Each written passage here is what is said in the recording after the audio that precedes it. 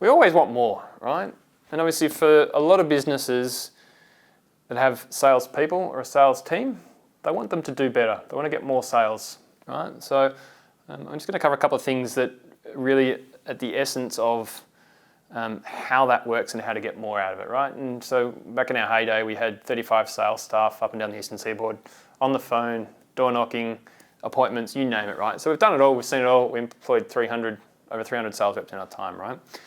So two most important aspects by far is activity. So what's the level of activity they need to be doing, right? So how many phone calls do they need to be making? How many appointments do they need to be going on? How many whatever, right? And this is a daily measurement.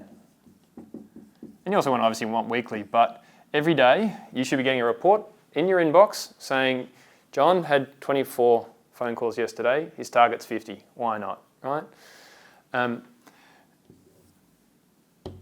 And you also want people to self-manage. So John should be getting in his inbox that he only made 24 phone calls yesterday. So if you're, oh God, I've got to do an extra 25 today to make up for yesterday, right? So that self-management component becomes really important with sales reps. The second one is pipeline management,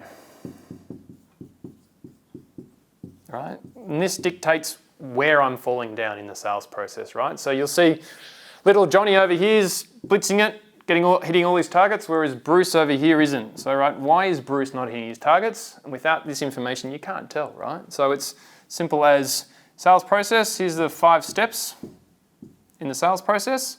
Little Johnny's got 50 here, and he gets 40, 30, 20, 10 sales, right? Whatever that may be, right? But Bruce gets 50, but he only gets to convert to 20 to stage 2, right? So you know that's the gap, right? But then he converts 15 of them for 5, making stuff up.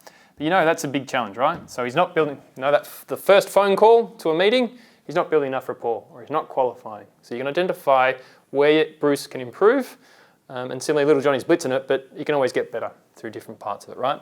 And once again, you want them to be self-managing.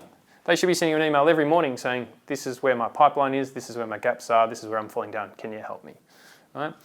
And all of this comes from data. You can automate all of these systems so that every morning there's a dashboard set up in their CRM. That every morning out of the phone system, you get the phone reports of who's done what.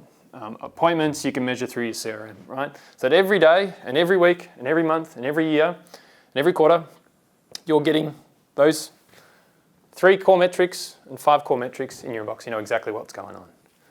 And that's how you manage your sales teams better. Marketing companies don't normally talk about sales activities and pipelines. So is Due North not a marketing agency?